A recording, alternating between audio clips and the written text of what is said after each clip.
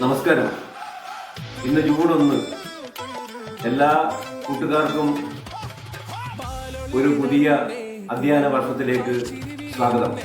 2026-27 പ്രവേശനോത്സവം തിരുവനന്തപുരത്ത് മുഖ്യമന്ത്രി വി ഡി സതീശൻ ഉദ്ഘാടനം ചെയ്തു.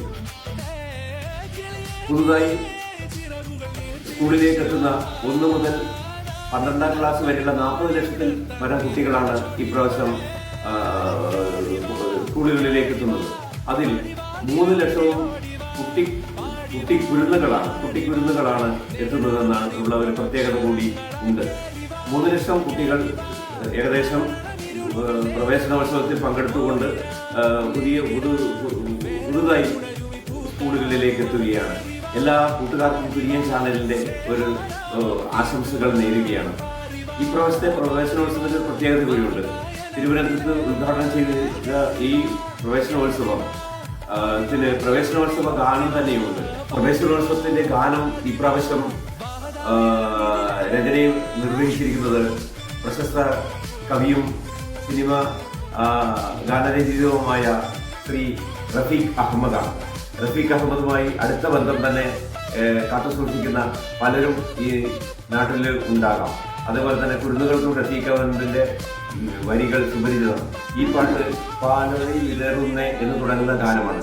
അതേപോലെ തന്നെ അദ്ദേഹത്തിന് കുട്ടികളുമായിട്ട് ബന്ധപ്പെടുത്തി പല പാട്ടുകളും അദ്ദേഹം രചിച്ചിട്ടുണ്ട്. അതുകൊണ്ട് തന്നെ റഫീഖ് അഹമ്മദ് എന്തുകൊണ്ടും കുട്ടികളുടെ ഈ പ്രവേശനോത്സവ ഗാനം രചിക്കാൻ തന്നെയാണ്.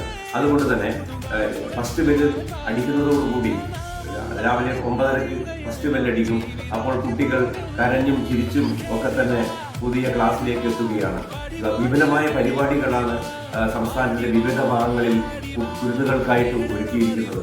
1 മുതൽ 12ാം ക്ലാസ് വരെ ഉള്ള കുട്ടികളാണ് എത്തുന്നതെങ്കിൽ കൂടി ഏറ്റവും കൂടുതൽ പ്രവേശനോത്സവത്തിന് എത്തുന്നത് നമ്മുടെ കുരുന്നുകൾ തന്നെയാണ്. പുത്തൻ കുടയും പുത്തൻ ഉടുപ്പും ഒക്കെ ഇട്ട് ചിരിച്ചും കളിച്ചും രസിച്ച് 2 മാസത്തെ അവധിക്കാലത്തിന് ശേഷം ഗൃഹാതുരത്വത്തിന്റെ ഇടയിൽ നിന്നും ക്യാമ്പസുകളിലേക്ക് കുട്ടികൾ എത്തുകയാണ്.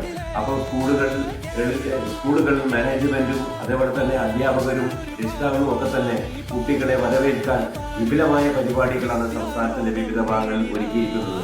അത് ആസ്വദിക്കാനുള്ള തയ്യാറെടുപ്പിനാണ് കുട്ടികൾ. അപ്പോൾ കുട്ടികളെ വരവേൽക്കാൻ സ്കൂൾ ക്യാമ്പസുകൾ ഒരുങ്ങിയിരിക്കുകയാണ്.